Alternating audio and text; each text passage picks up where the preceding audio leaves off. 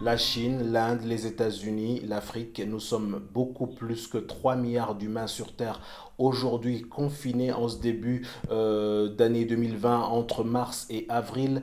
Nous sommes confinés donc chacun chez soi et c'est de là que nous vous parlons. Impact santé, c'est tout de suite et nous allons commencer à parler avec un des ministres de la Santé qui est actif sur le continent africain. C'est le ministre rwandais de la Santé, le docteur Daniel Ngamije. Nous sommes en fait seuls, mais ensemble. Monsieur le ministre, bonjour. Merci d'être avec nous sur Impact Santé. Vous êtes ministre depuis seulement quelques semaines et vous êtes arrivé dans une guerre contre cette pandémie, ce Covid-19. J'ai l'impression que vous vous portez bien et que vous êtes maître à bord de ce navire de guerre, en tout cas au pays des mille collines. Un ministre est appelé à gérer toutes les difficultés qui puissent exister dans son secteur. Et donc, aujourd'hui, on parle de Covid-19. Demain, on parlera d'autres choses. On doit être préparé à pouvoir répondre à ces genres de défis de santé. Et puis, un ministre ne travaille pas seul, il travaille avec toute une équipe. J'ai une large équipe de gens dédiés, compétents, efficaces, avec lesquels on travaille. Donc, c'est comme ça qu'on s'en sort, pour le moment. Vous n'êtes pas que ministre de la Santé rwandais, vous êtes aussi le numéro 1 actuel, en tout cas, des ministres de la Santé de l'Afrique de l'Est. Comment travaillez-vous cette coordination avec vos pairs d'Afrique de l'Est? On travaille de manière collégiale. Nous avons des forums pour rencontrer nos collègues ministres de la Santé au niveau de la communauté est-africaine. Récemment, on a eu une réunion sur vidéoconférence. Nous adoptons ensemble un plan de contingence ou un plan de riposte contre Covid-19. Nous arrêtons des mesures pour juguler cette pandémie et nous travaillons pour la mise en œuvre de ces mesures. Et donc, c'est dans ce cadre-là que nous sommes convenus d'un plan régional de lutte contre Covid-19 dans la sous-région et qui est articulé sur les interventions clés comme la prévention de la maladie, notamment par le contrôle des mouvements des biens, personnes et services, la mise en quarantaine de personnes présentant des symptômes quand elles traversent les frontières, l'amélioration des capacités de prise en charge des personnes confirmées ayant donc attrapé Covid-19, la coordination et le partenariat avec les partenaires techniques et financiers dans la mesure où ils sont disposés à mobiliser les ressources et en plus la mobilisation des ressources domestiques pour que la réponse puisse être appropriée au niveau de chaque pays. Merci, Monsieur le Ministre, d'avoir été avec nous sur Impact Santé pour parler de votre lutte, de notre lutte contre le Covid-19, cette pandémie qui secoue la planète en ce début d'année 2020. Nous allons quitter le ministre rwandais de la Santé pour parler avec l'activiste Rokhaya Diallo. Bonjour, Rokhaya.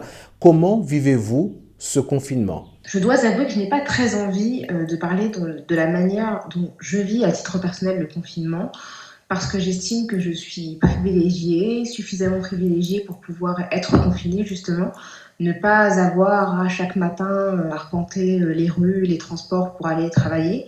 J'ai plutôt envie de parler des gens qui n'ont pas cette chance, qui ne peuvent pas disposer de ce luxe et qui sont exposés au quotidien et qui malheureusement ne disposent pas de la protection nécessaire. Ce sont des gens dont on se rend compte aujourd'hui, peut-être tardivement, qui elles font tourner la société au quotidien, qui nous soignent, qui nous nourrissent, qui nous protègent et qui malheureusement ont longtemps été méprisés malgré leurs revendications qui sont exprimées à travers les gilets jaunes, à travers les grèves et donc aujourd'hui tout le monde salue le travail mais donc j'espère que le travail continuera à être reconnu après le confinement. Je trouve que c'est pas forcément très juste ni très décent que de parler de mon propre sort alors même que pour la plupart des Français ce n'est peut-être pas aussi agréable que pour moi. En tout cas peut-être plus désagréable que pour moi pour tourner les choses différemment. Rokhaya Diallo, je ne sais pas si vous êtes en couple, en tout cas, vous le savez, il y a des couples en confinement qui vivent beaucoup plus mal que les autres ce confinement parce que monsieur est violent ou que madame est violente. Quelle serait selon vous la meilleure attitude pour le conjoint en danger? Comment faire pour signaler ce cas aussi vite que possible aux forces de l'ordre? Je crois qu'il serait pertinent de se référer au travail que font les mouvements féministes, notamment le collectif Nous Toutes, qui est très actif sur les réseaux sociaux depuis le départ et plusieurs féministes, dont moi, ont témoigné de leur inquiétude de voir des femmes contraintes de cohabiter avec des conjoints violents. C'est le cas aussi, on l'a moins dit, d'enfants qui sont dans des foyers violents et qui n'ont pas d'autre choix que de rester sous le toit de personnes qui sont des menaces pour elles et pour eux. Je trouve que c'est très très grave et j'espère vraiment que des dispositions vont être mises en place pour permettre à ces personnes, à ces femmes et à ces enfants de disposer d'une échappatoire. Merci à vous, cher Rokaya. La plupart d'entre vous, d'entre nous, en tout cas les plus courageux, font de l'exercice physique pour se maintenir en bonne forme. Et c'est pour en parler que nous avons fait appel à Maître Tarsis Sinzi, ceinture noire de karaté 6e Dan. Maître Sinzi, bonjour, nous vous voyons déjà sur les images que vous nous envoyez et nous allons parler de ces positions qu'il faut prendre, en tout cas après avoir passé 5 ou 10 minutes, comme vous le dites, de marche sur place, un petit échauffement et les exercices peuvent commencer. Après un échauffement, comme vous le dites, Maître Sinzi, de toutes les articulations de la tête jusqu'aux orteils, vous nous conseillez de marcher pendant 5 à 10 minutes sur place. Ensuite, de nous étaler sur le sol ou sur un tapis si nous en avons un pour les exercices d'abdominaux comme vous nous le montrez sur ces images et de tenter de toucher les pieds de 10 à 15 fois. Ensuite, nous plions les genoux et nous nous balançons de l'arrière pour toucher les genoux 10 à 15 fois. Nous nous étalons cette fois sur le côté, jambes tendues et nous nous balançons de haut en bas 10 à 15 fois. Allez, on se lève. Une des jambes devant, bras en haut, on monte le genou en descendant les deux bras en même temps de façon que le genou touche la poitrine et nous le faisons 10 à 15 fois et nous changeons de jambe. Plaçons cette fois nos deux mains en bas à une distance égale aux épaules. Nous montons une des jambes en haut 10 à 15 fois. Nous plaçons cette fois nos deux mains en bas à une distance égale aux épaules. Nous montons une des jambes 10 à 15 secondes et nous le faisons 10 fois avant de changer de jambe. Plaçons nos mains en bas à une distance égale aux épaules. Faisons une course avec deux jambes en touchant la poitrine avec un peu de vitesse, à petite vitesse donc, 30 à 50 fois en utilisant les deux jambes. Enfin, nous nous couchons sur les deux coudes pour faire une variation des abdominaux en alternance. La plupart d'entre nous avons peur de prendre du poids en confinement. Nous allons nous rendre dans une cuisine bio chez Maman Annie. Maman Annie va nous proposer ce qu'elle a appelé la salade du confiné. Bonsoir à tous. Ce soir, je vous présente la salade du confiné à base des ingrédients qu'on trouve facilement au marché, tels que les haricots verts bouillis et coupés en petits morceaux, carottes et betteraves coupées à l'aide de pluches légumes, 2 œufs et du persil. Notre salade, on accompagne avec une vinaigrette à base d'oignons rouges, du miel, du vinaigre balsamique et de l'huile d'olive. Je vous prépare cette vinaigrette, une cuillère d'oignons rouges, voilà. Du miel,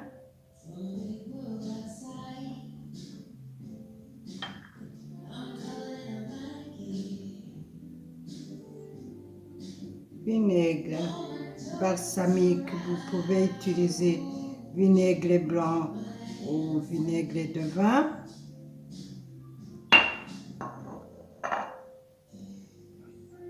Quatre cuillères d'huile d'olive.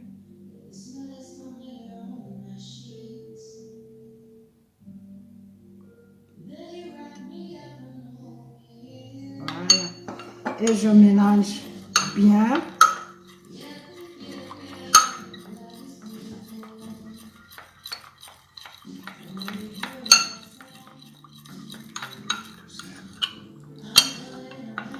À la fin, je mets un pincée de sel.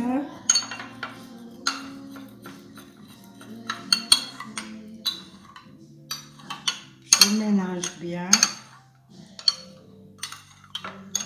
Voilà.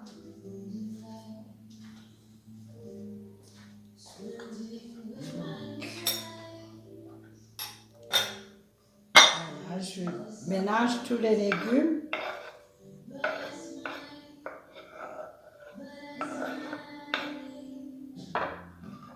Du persil. Un œuf écrasé avec une fourchette ou une cuillère.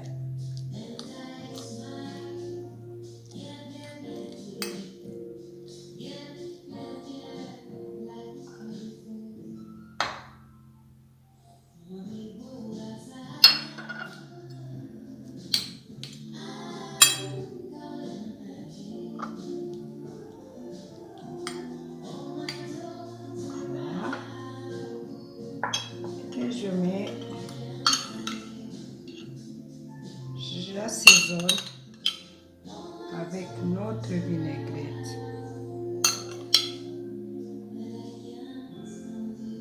Je mélange bien.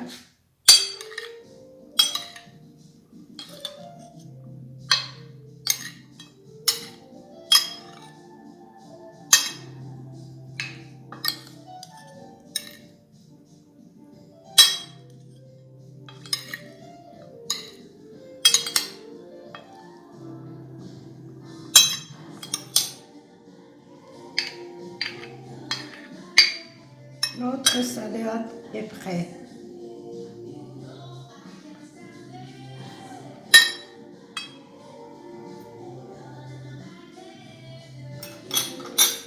Et je décore avec des fleurs de capucine. Vous le savez très bien que ça aide pour la toux, pour les mal de gorge, qu'on en a besoin à ces moments. On peut le manger sans problème. Et voilà notre salade. Bon appétit et bonne soirée. Je vous propose de terminer ce seul ensemble en musique. C'était l'un des baobabs de la musique africaine. Il nous a quittés il y a quelques jours. Manu Dibango, il y a un confrère qui l'a connu. Vous connaissez ce confrère parce que c'est un ami d'Impact, Impact Info. Bonjour Amobé Mévégué, parlez-nous des souvenirs que vous avez du grand Manu. Merci Arnaud pour cette opportunité. Je salue toutes celles et tous ceux qui pourront nous voir, nous écouter en ces moments difficiles où tout le monde, comme moi-même, nous sommes confinés autour de cette crise sanitaire qui nous a arraché, l'un des géants, l'un des pontes de la musique africaine, un des pontes de la musique tout court. Vous savez, il nous en reste plus beaucoup, hein. Manu Dibango est parti. Il nous reste Quincy Jones, Harry Belafonte, des personnalités de cette stature, Archie Shepp, quelques autres, très très peu. C'est une énorme perte. Moi, à titre personnel, j'ai eu la chance de connaître Manu Dibango lorsque j'étais adolescent, lorsque j'avais 14 ans. Et depuis, c'est quelqu'un qui m'a accompagné par sa présence, par son esprit. Tout le monde connaît son fameux rire légendaire. Je retiens surtout l'humilité de quelqu'un qui était ouvert à tous, accessible à chacun. Il suffit d'aller sur les réseaux sociaux pour voir à quel point chacun pouvait poser une photo avec lui et profiter de sa sapience, de sa culture, de sa générosité. Manu Dibango, c'est une légende. On a eu Mozart, on a eu Fela, on a eu Makeba. Il y en a quoi, 1 ou 2 par siècle. Louis Armstrong, Michael Jackson, James Brown, il y en a très peu. Et Manu Dibango, c'était un Africain, il y a très peu d'icônes africaines. Donc c'est une énorme perte. Le premier artiste africain avec Miriam Makeba a inventé un tube planétaire, Soul Makossa, a joué au Madison Square Garden, à se voir emprunter des refrains par Michael Jackson et Quincy Jones, etc., etc.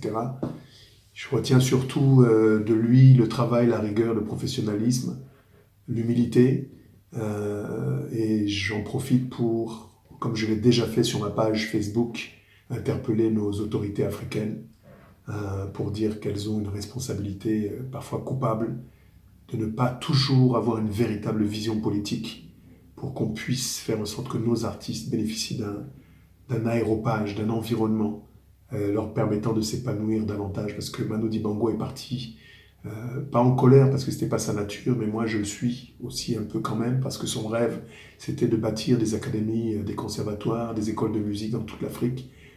Qu'en est-il aujourd'hui?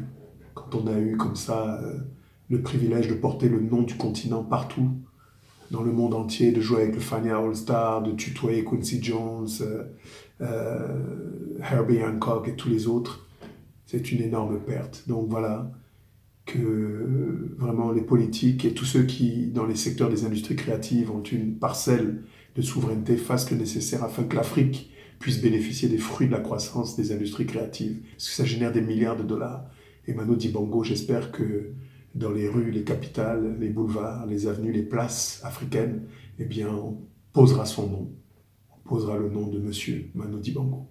Merci, cher Amobé. Prenez bien soin de vous. Merci aux équipes de Weya Media et d'Impact Info.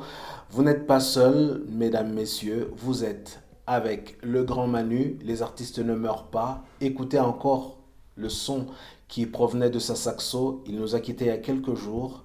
Hommage à Manu Dibango. À très bientôt sur cette même chaîne. Restez chez vous. Au revoir.